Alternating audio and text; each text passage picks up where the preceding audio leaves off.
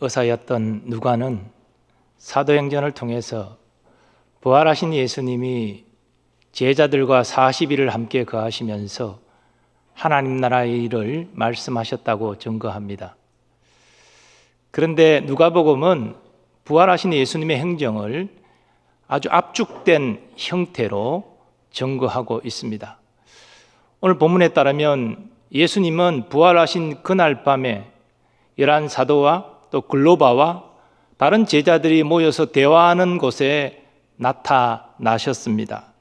이 말을 할 때에 예수께서 친히 그들 가운데 서서 이르시되 너희에게 평강이 있을지어다.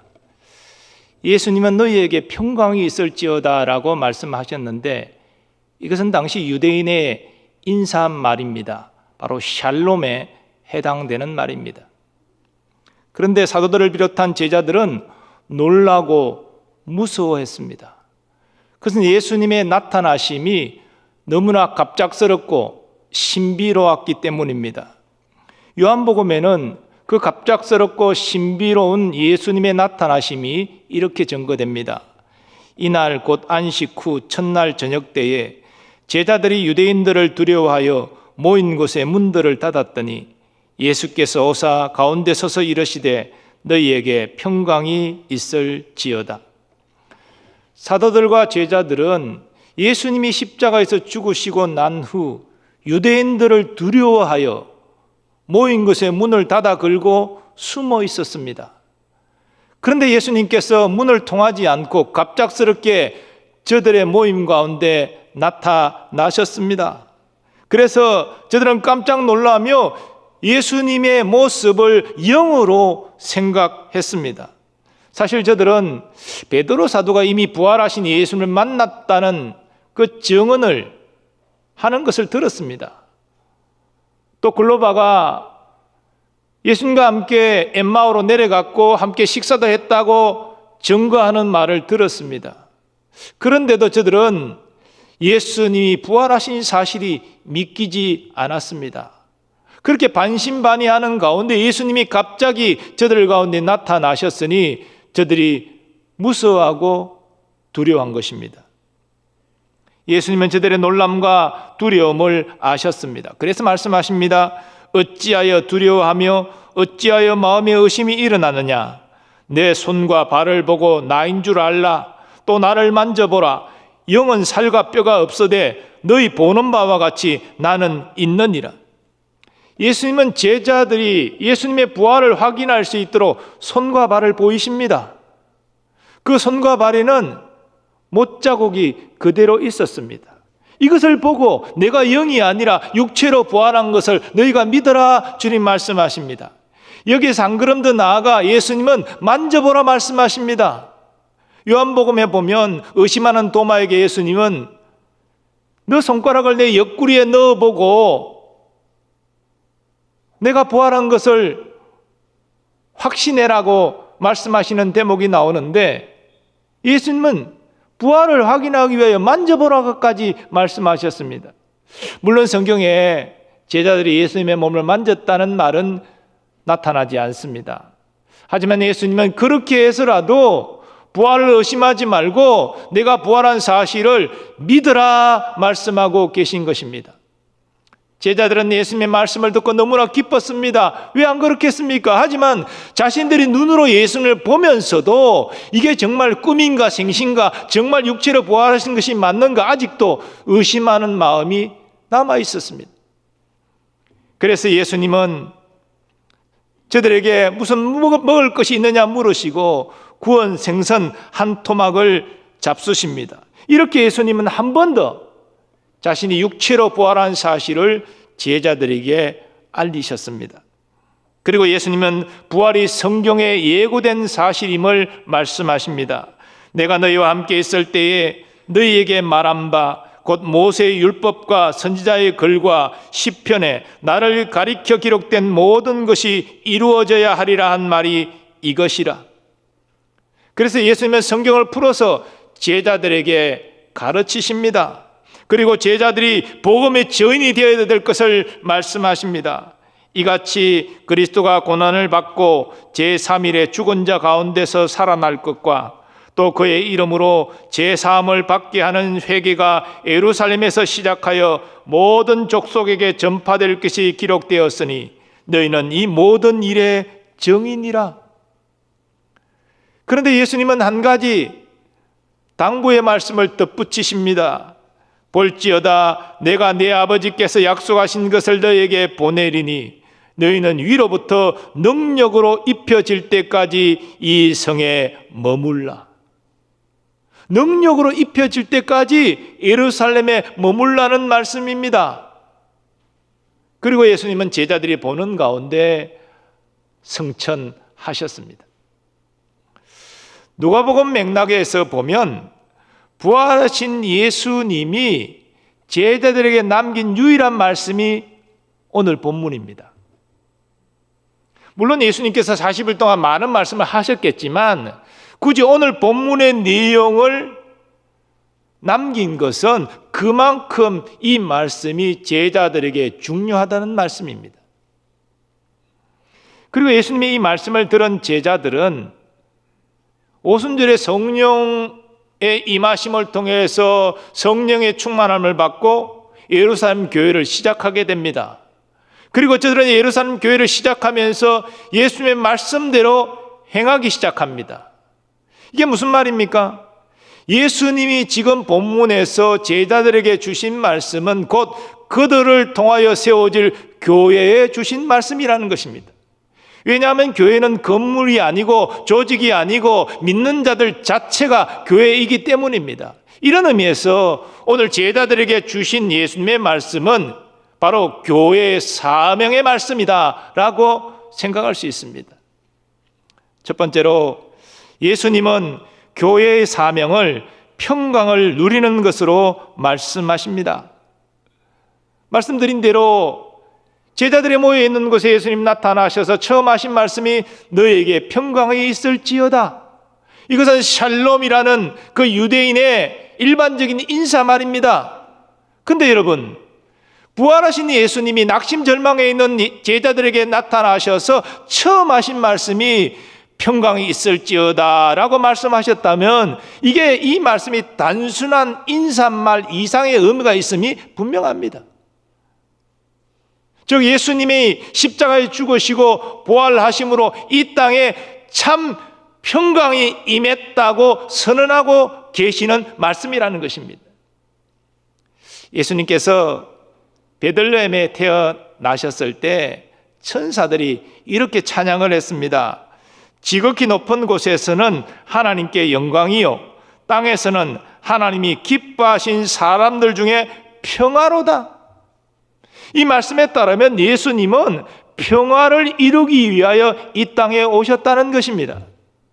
그런데 예수님이 이루시는 평화는 그저 사람들 사이의 평화에 불과한 것이 아닙니다. 더 근본적이고 더 중요한 평화의 내용이 있는데 그것은 사람이 하나님과 화평의 관계를 누리는 것입니다. 왜냐하면 첫사람 아담의 범죄 이후에 모든 인간은 죄인이기 때문이지요. 하나님의 정죄와 심판 아래 있기 때문입니다. 다시 말해서 하나님과 불화한 관계입니다. 그런데 예수님께서 죄인들을 하나님과 화평의 관계로 바꾸시기 위해서 세상 죄를 지시고 십자가에서 죽으신 것입니다.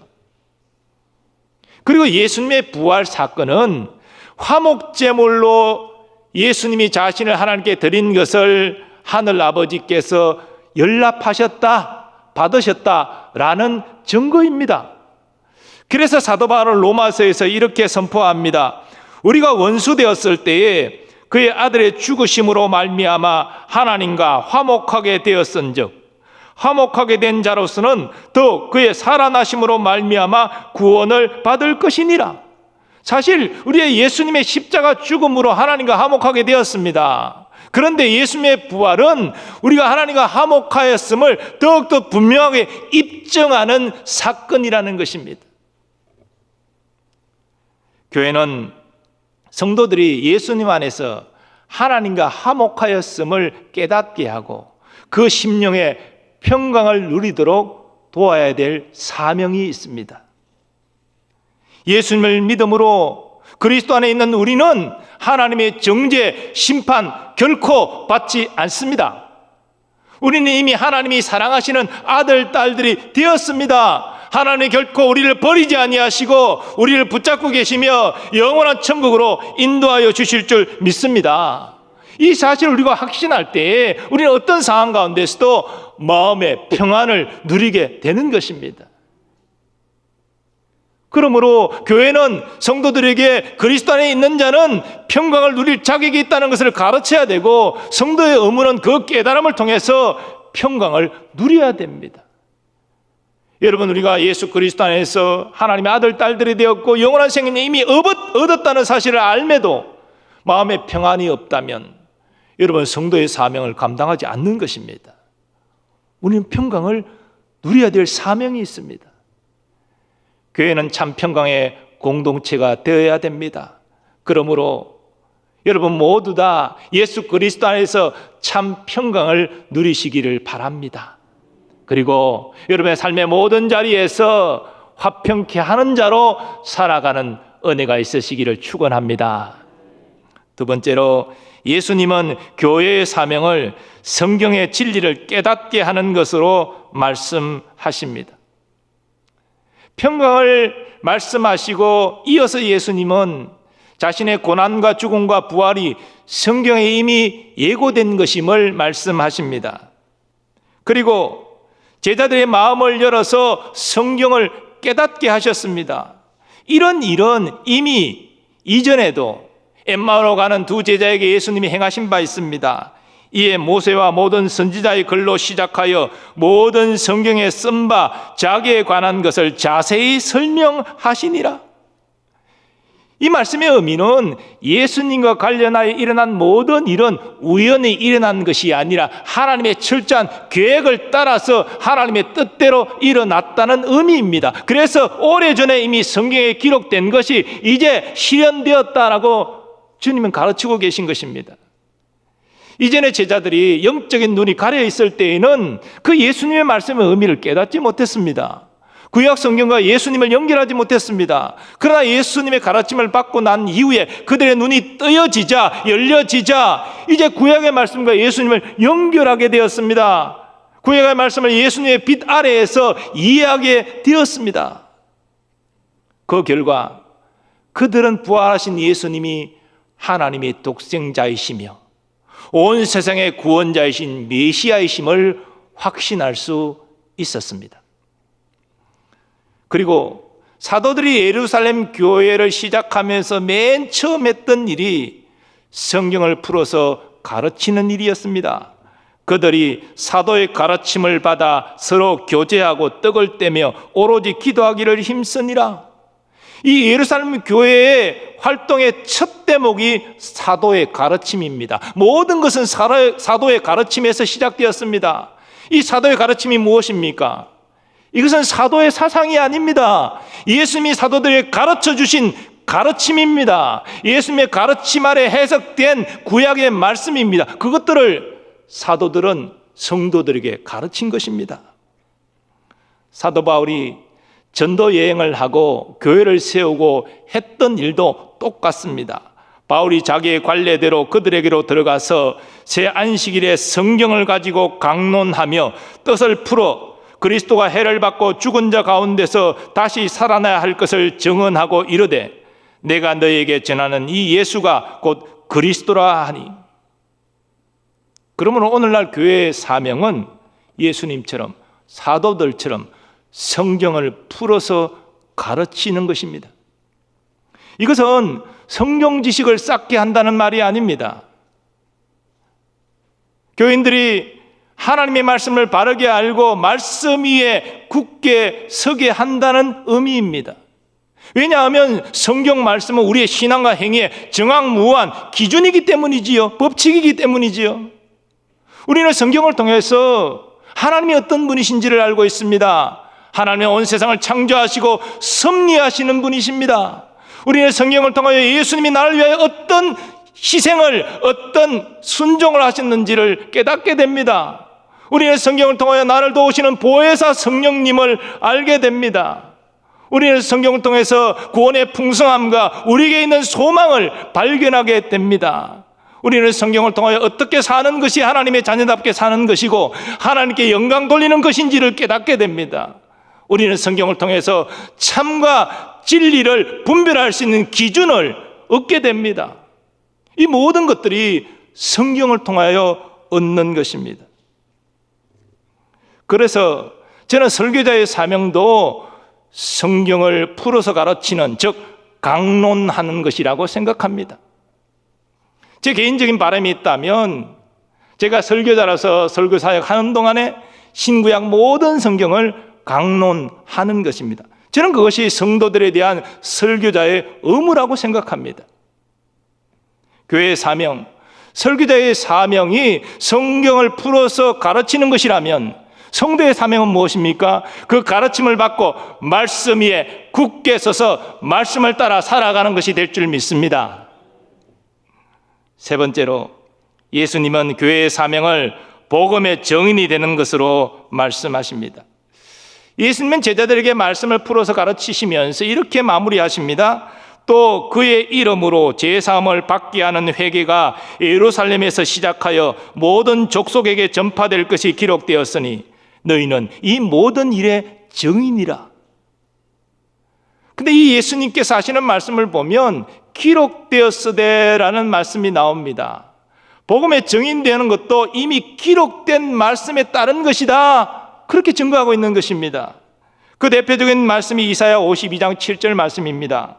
좋은 소식을 전하며 평화를 공포하며 복된 좋은 소식을 가져오며 구원을 공포하며 시온을 향하여 이르시기를 내 하나님이 통치하신다 하는 자의 산을 넘는 발이 어찌 그리 아름다운가. 복음을 전하는 자의 발걸음이 너무나 아름답다라고 하나님이 지금 말씀하고 계신 것입니다.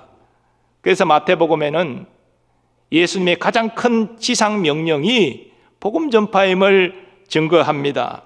너희는 가서 모든 민족을 제자로 삼아 아버지와 아들과 성령의 이름으로 세례를 베풀고 내가 너희에게 분부한 모든 것을 가르쳐 지키게 하라. 볼지어다 내가 세상 끝날까지 너희와 항상 함께 있으리라.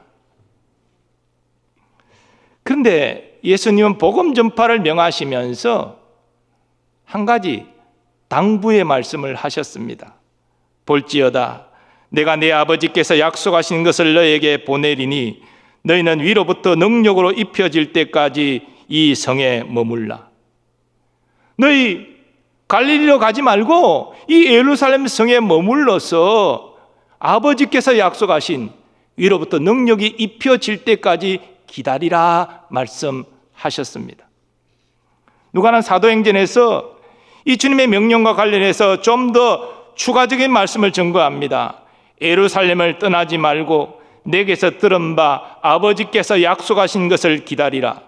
요한은 물로 세례를 베풀었으나 너희는 몇 날이 못되어 성령으로 세례를 받으리라. 즉 아버지께서 약속하시는 것은요 성령 세례입니다. 성령의 임하심입니다. 예수님의 성령의 임하심을 복음 전파와 관련해서 이렇게 말씀하셨습니다. 오직 성령이 너희에게 임하시면 너희가 권능을 받고 예루살렘과 온 유대와 사마리아와 땅끝까지 이르러 내 증인이 되리라. 제자들은 예수님의 명령을 받고 예루살렘을 떠나지 않았습니다. 성령의 임하심을 간절히 기도하며 기다렸습니다. 마침내 오순절 성령이 임하셨습니다. 저들은 성령 세례를 받고 성령으로 충만해졌습니다. 그리고 그때 예루살렘 교회가 시작이 되었습니다.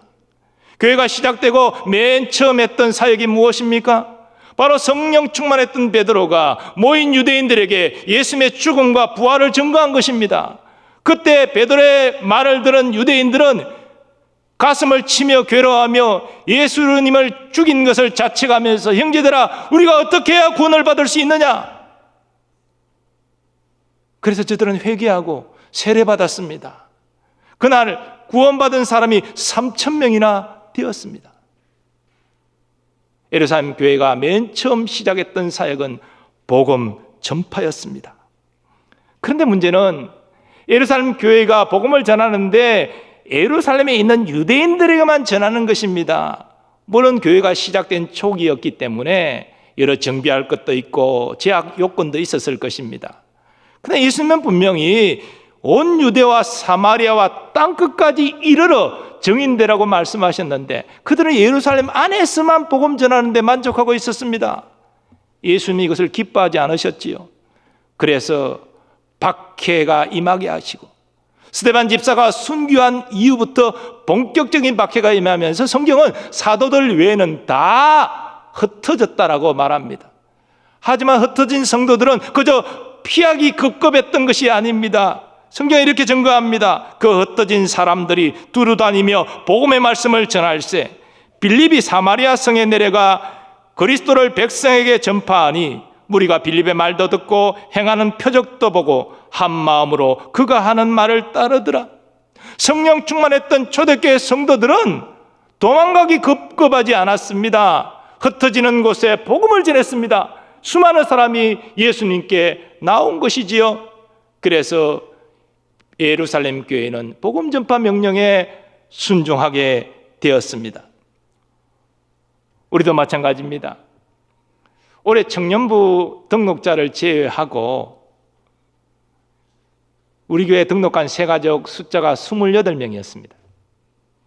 물론 이 코로나 상황에 기존 신자들도 교회에 못 올 때가 많았는데 어떻게 우리가 새가족을 전도해서 등록을 시킵니까? 그렇게 충분히 말할 수 있는 상황입니다. 그러나 여러분, 우리가 한번 우리 자신을 돌아볼 때에 우리가 어떤 하나님의 은혜와 사랑을 받았는데, 그리고 예수님께서 최고의 명령이라고 이 복음 전파 명령을 주셨는데 우리 이 핑계 저 핑계 하면서 우리의 불순종을 합리화시키고 있지는 않습니까? 이런 의미에서 이번 후반기 다함께 전도주일이 비록 직접 만나는 방식은 아니지만 비대면 방식이나마 전도 전략이 나오고 함께 우리가 노력하게 됨을 저는 감사합니다. 여러분, 전략대로 태신자를 마음에 품고 기도하는 거 이거 안 만나도 되잖아요. 문자나 카톡으로 안부를 묻고 또 감동적인 영상을 보내주는 거 그거 안 만나도 되잖아요. 그리고 이번 기회에 우리 연합군 목사님과 연결해서 연합군 목사님이 직접 복음을 전해준다 그러니까 연결만 시켜주면 되잖아요. 그리고 마지막으로 온라인으로 초청 예배를 드립니다. 온라인 주소를 가르쳐주고 몇 시에 그 접속을 해달라고 부탁하는 거 할 수 있는 일 아닙니까? 그것이 무엇입니까? 복음에 증인되는 일에 우리가 순종하는 일이 된다는 것입니다. 예수님께서는 이 복음에 증인되는 일에 순종하는 자에게 뭐라고 약속하셨습니까? 하늘과 땅의 모든 권세를 가진 내가 너희와 세상 끝날까지 항상 함께 있으리라 약속하셨습니다. 아니, 하늘과 땅의 모든 권세를 가지신 예수님이 나와 함께 하신다? 그 성공하는 인생 아닙니까? 이미 성공한 인생 아닙니까? 이 복된 인생의 주인공들, 여러분들 순종을 통해서 다 누리시기를 축복합니다. 늘 말씀드린 대로 교회는 건물이 아닙니다. 조직이나 재정이 아닙니다. 뭐 그럴 일은 없어야 되겠지만 만에 하나 천재지변이 일어나서 우리 예배당 건물이 사라진다 할지라도 교회가 사라진 것이 아닙니다. 믿는 여러분이 모여 있다면 거기에 주님 함께 하시고 이미 교회는 거기에 존재하는 것입니다. 그러므로 예수님께서 성천전의 제자들에게 주신 말씀은 그들에게 주신 말씀이지만 또한 교회에 주신 말씀입니다. 교회에 주신 사명이지요. 우리는 이 사명을 통해서 우리 각자에 주신 사명을 또한 발견하게 되는 것입니다. 우리 교회는 얼마나 주님 주신 이 세 가지 사명을 잘 감당하고 있습니까? 여러분은 또 이 세 가지 사명을 잘 감당하고 있습니까? 여러분 모두 다 내가 예수 그리스도 안에서 구원받았다. 나는 하나님과 화해했고 하나님의 자녀다. 하나님의 일생 나를 붙드시고 인도하신다. 이 확신 가지시고 코로나의 어려운 상황 가운데 있지만 마음의 평강을 빼앗기지 마시기를 축원합니다. 그 평강을 누리는 것이 주님이 명하신 사명임을 깨닫고 그 평강을 누리시기를 축복합니다. 뿐만 아니라 하나님 말씀을 통해서 말씀의 진리 위에 굳게 서시기 바랍니다. 누가 뭐래도 나는 하나님의 말씀을 따라 살아갈 것이다 결단하는 성도의 사명을 감당하시기를 바랍니다. 그리고 내가 만난 이 좋은 예수님 증거함으로 복음을 전하는 아름다운 발걸음이 되시기를 예수님의 이름으로 축원합니다. 우리 예수님은 이 세 가지 사명을 감당하는 교회와 성도를 찾고 계십니다. 우리 교회가 또 여러분이 예수님이 찾으시는 그 교회, 그 성도가 되시기를 주님의 이름으로 축원합니다. 하나님 아버지, 예수님께서 성천전에 남기신 이 말씀을 통해서 교회의 세 가지 사명을 깨닫게 하시니 감사합니다. 하나님, 그리스도 안에 있는 자는 하나님의 정죄와 심판에서 완전히 벗어났기에 참 평강을 누릴 수 있음을 알게 하시고 평강을 누리는 성도들이 되게 하여 주옵소서. 또한 말씀의 진리 위에 굳게 서서 말씀을 따라 살아가는 성도들 되게 하여 주옵시고 나를 구원하신 예수님을 자랑하고 증거하는 복음을 전하는 아름다운 발걸음들 다 되게 하여 주시옵소서. 예수님의 존귀하신 이름으로 기원하옵나이다. 아멘.